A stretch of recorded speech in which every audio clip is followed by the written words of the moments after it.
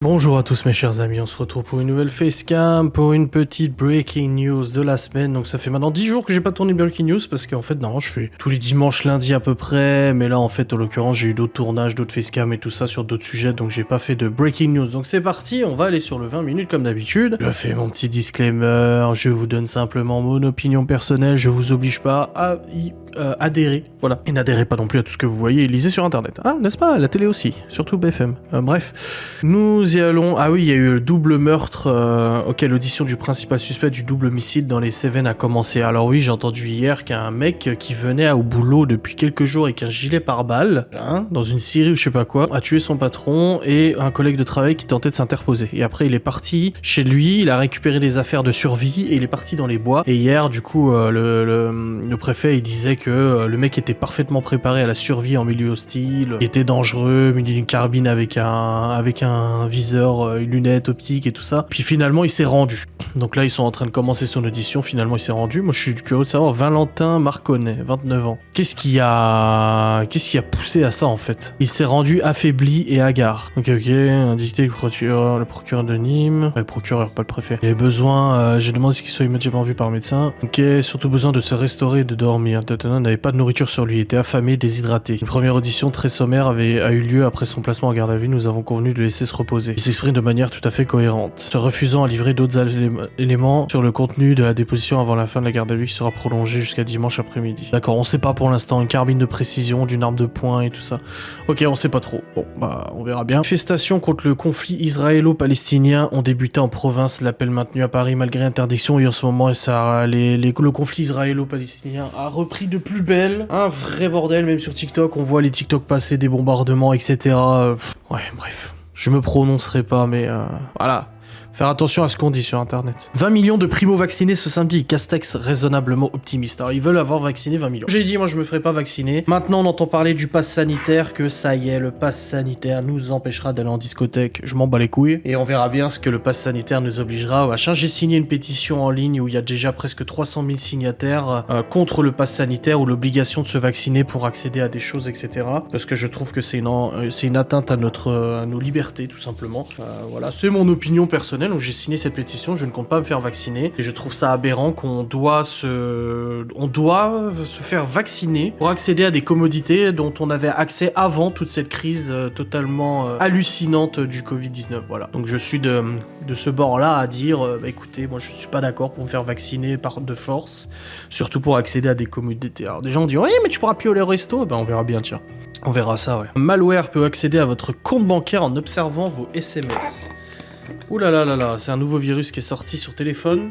Oui, parce que n'oubliez pas que même sur téléphone, il y a des virus. Avec les identifiants permettant de se connecter sur son application bancaire, les escrocs peuvent vider le compte de la victime. Un nouveau malware bancaire baptisé T-Boat sévit actuellement en Europe, repéré par les chercheurs en cybersécurité. Il est particulièrement dangereux.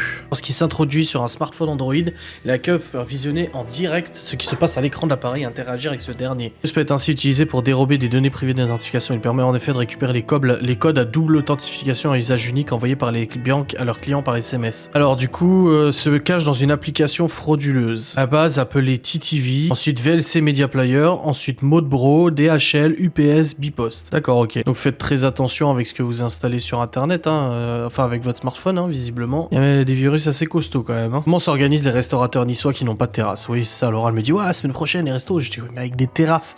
Je dis, je m'en fous, j'y vais avec mon plaid. Donc c'est avec des terrasses que ça rouvre. Mais on aura accès quand même aux toilettes. Ça m'arrange que ça rouvre plus tard. Apparemment, ils décalent l'ouverture à Nice ou je sais pas quoi. Oh, les petites terrasses et tout, bon. De toute façon, ce retour à la normale va être un vrai merdier pas possible. Ça va être un gros merdier. Il va y avoir plein d'incompréhensions, des abus, non. Les gens vont vouloir prendre des libertés, les restaurateurs vont vouloir prendre des libertés, finalement en acceptant des clients à l'intérieur du restaurant. Finalement, le fait de servir qu'en terrasse fera que les restaurants ne travailleront pas à plein tube et pourront pas faire bosser tous leurs salariés. Il y en a qui seront quand même au chômage technique, etc. Mais en même temps, ils perdront les aides. Donc je pense qu'il y a beaucoup, à mon avis, il y a beaucoup de restaurants qui ne rouvriront pas car ils attendront la rouverture complète pour pouvoir le faire. Voilà, je pense qu'à mon avis, ça va se passer comme ça. C'est qu'il y en a plein qui vont attendre une rouverture complète. Les États-Unis vont lancer un concours inspiré de l'Eurovision. Ils ont déjà plein de trucs aux États-Unis, les MTV Music Awards, les Grammy Awards. Enfin, je sais pas forcément pour toute la musique, mais ils ont plein de concours déjà aux États-Unis. Pourquoi ils lancent encore un autre truc? Aïe aïe. Énorme succès des piscines extérieures, seules autorisées à ouvrir. Ah ouais, bah ouais, non on peut toujours pas. Hein. Les enfants sont inscrits à la piscine depuis le début d'année, ils y sont allés quelques fois et finalement ils ont pas pu continuer d'y aller parce qu'il y a eu le Covid. Toutes les activités sportives ont été suspendues, les salles de muscu sont fermées, les restos sont fermés, les gens... Aïe aïe aïe, quelle misère incroyable. Ça fait... Mais après je me répète, hein, à chaque breaking news je vous dis la même chose, mais bon, en même temps si je veux voilà, donner mon opinion, et ben je le fais. Voilà. Je trouve ça juste aberrant dans la situation où on est, et ce qui se passe, et tout ça. J'ai vu qu'il y avait aussi des militaires qui s'étaient un peu rebellés, là. Il y avait des militaires qui avaient signé une tribune contre le gouvernement ou je sais pas quoi, et du coup le gouvernement avait dit si les militaires sont encore en activité, merci de démissionner, en gros, l'état-major avait dit ça. S'il y a des militaires qui pensent vraiment ce qu'ils ont signé, et ben dans ce cas-là vous démissionnez et tout. Genre on en a besoin de nos militaires, tu vois, je sais pas. Après, s'ils doivent fermer leur gueule et juste obéir aux ordres de personnes qui n'ont jamais été sur le terrain, qui ont été gradées comme ça par magie et qui ne connaissent rien, parce qu'il y en a beaucoup de militaires qui parlent sur internet, il y en a beaucoup de chaînes YouTube aussi, comme Code Reno par exemple, qui expliquaient que les décisionnaires c'était des gens qui foutaient jamais les pieds sur le terrain, qui savaient même pas ce qui se passait, et qu'au final t'avais d'un côté les ordres de l'état-major, qui sont parfois complètement débiles, et puis t'as ton bon sens en fait, qui est là aussi, et tu te dis bah attends... au bout d'un moment, il y a un truc qui va pas, quoi, il y a un truc qui cloche, donc il y a plein de militaires comme ça qui dénoncent ce genre de situation, et je connais aussi des militaires qui ont quitté l'armée à cause de ça, justement, à cause de cette espèce d'élitisme qui est déjà présent dans notre système politique actuel, dire que c'est que les élites qui accèdent au rang de hauts fonctionnaires, etc., des élites triées sur le volet, qui sont tous adhérents à certains partis politiques et tout ça, et t'as pas un outsider, quoi, c'est rare, tu vois, et bah dans l'armée c'est pareil, en gros les chefs d'état-major, en tout cas ceux qui décident au plus haut point, c'est des mecs qui ont bénéficié comme ça d'un grade alors qu'ils ont jamais foutu un pied sur le terrain, ou alors que ça a été très limité, tu vois. Bref, de toute façon, ça c'est un débat sans fin, on pourra en parler pendant des heures, hein, de toute manière ça changerait rien. Dans tous les cas, je vous remercie d'avoir regardé cette Breaking News, j'espère qu'elle vous a plu. Je vous fais des bisous, on se retrouve la semaine prochaine pour une nouvelle Breaking News. Salut.